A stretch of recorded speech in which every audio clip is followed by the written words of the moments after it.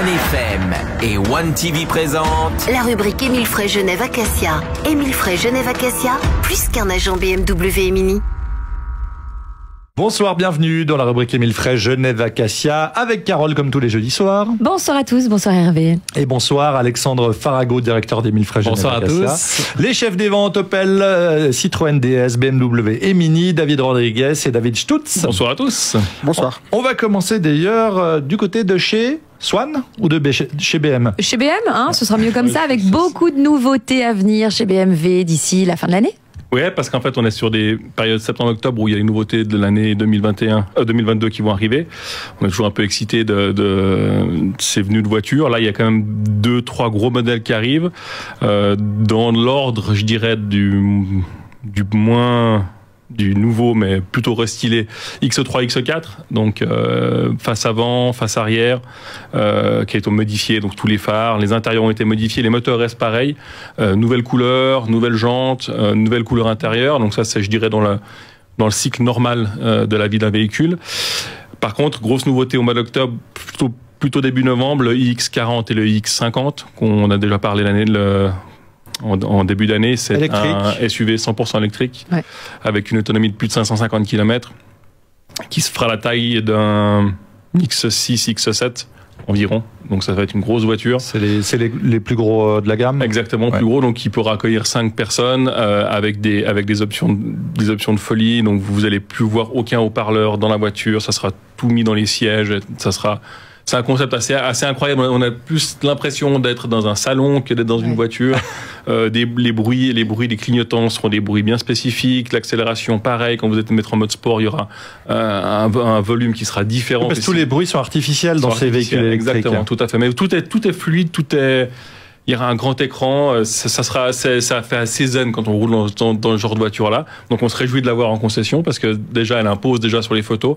Donc je pense que quand on la verra sur la route, ça va être sympa. Plus petite voiture, série 4 grand coupé. Qu'est-ce que c'est? C'est le coupé mais en 4 portes. Donc on a la ligne d'un coupé mais avec 4 vraies portes qu'on puisse rentrer et sortir facilement. Et puis derrière, c'est pas une malle, c'est un haillon qui s'ouvre complètement. Donc ça, on l'avait déjà eu il y a quelques années. Maintenant, c'est sur la base de la i4 et la i450 qui sera en électrique. Là, c'est pour le moment cette année qu'en moteur thermique. Je vous conseille d'aller voir sur Internet un petit peu l'esthétisme parce que c'est assez bien réussi. C'est vraiment cette forme de coupé très fin, mais vraiment beaucoup plus pratique qu'un vrai coupé de porte. Et puis l'année prochaine, on a la i4, donc cette fameuse série 4 grand coupé en 100% électrique. Très bien. Et puis la i4 M50 qui sera en 4 roues motrices. Et puis la nouvelle série 2 coupé. Donc là, on a aussi un bon début d'année qui ça m'a l'air pas mal. Pour connaître tous ces véhicules, d'ailleurs, les personnels d'Émile Frey doivent suivre de nombreuses formations continues dont on va parler dans un instant, justement, dans la suite de la rubrique Émile Frey Genève Acacia. À tout de suite.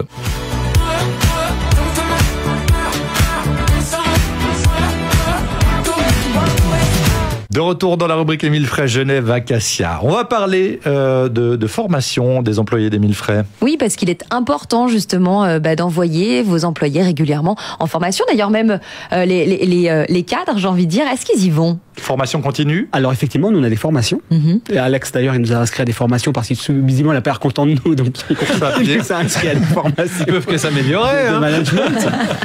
Mais effectivement, les clients, les gens ne se rendent pas compte, mais en fait, notre personnel est en permanence en formation, donc que ce soit le personnel de la vente ou de la prévente. Et ces formations, ça représente quasiment 15 jours de formation par année et par collaborateur, donc ça représente 3 semaines et ça représente beaucoup de temps, sachant que alors pour parler de la vente, les produits sont toujours en constante évolution et il est évident que nous, les conseillers de vente, ils doivent suivre un peu le même cheminement, ils doivent être informés et prêts à répondre aux demandes des clients, donc ça demande beaucoup de formation. Et c'est pareil pour la prévente, les process. On ne vend plus de la même façon dans les années 2000 que 2020, par exemple, Alexandre. Il y a des nouvelles techniques. Alors effectivement, déjà c'est du conseil. C'est du conseil. C'est pour ça qu'on dit conseiller de vente et pas vendeur. Donc l'approche du client a complètement changé. Donc on a le Internet qui est venu se greffer dedans. On sait que les clients sont parfaitement informés du produit. Et puis maintenant, c'est vraiment une qualité de conseil qui fait la différence aujourd'hui. Mais je rebondis un petit peu sur ce que dit David dans l'aspect formation, parce que bien souvent on parle technique de vente, technique service après-vente, mais il y a aussi tout ce qui est sécurité et environnement. Et là, nos collaborateurs sont sensibilisés, ils suivent des cours également pour tout ce qui est sécurité et environnement. Et là, le concept est poussé très loin pour diminuer effectivement tous les risques d'accident, mais autant bien en interne qu'en externe. Je donne juste un petit exemple qui est tout simple, c'est qu'aujourd'hui, lorsqu'on serre une roue, on utilise une clé dynamométrique, donc c'est plus à la force uniquement des bras, mais c'est mesuré parce que on veut rien abîmer, etc.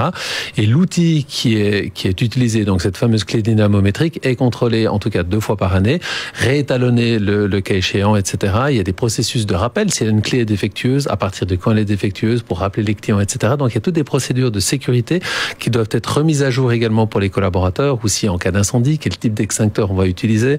Je donne juste un exemple. Si à la maison vous avez un extincteur à poudre, c'est super efficace, mais tout un circuit électrique d'une voiture est mort si vous utilisez un extincteur à poudre. C'est hyper corrosif. Donc il y a d'autres extincteurs, il y a le CO2, il y a des extincteurs à eau, et tout dans l'atelier, il y a une formation qui doit être faite spécifiquement pour chaque utilisation. Alors des fois on fout le feu au garage, puis on regarde comment les gens y réagissent.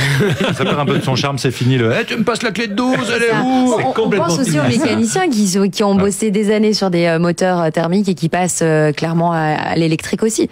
Alors effectivement, donc là c'est une immense différence, mais là le changement, ça fait déjà des années qu'il est en cours.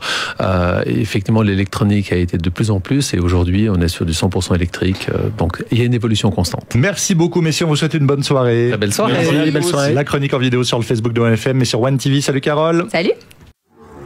C'était la rubrique Émile Frey Genève Acacia. Émile Frey Genève Acacia, plus qu'un agent BMW et Mini.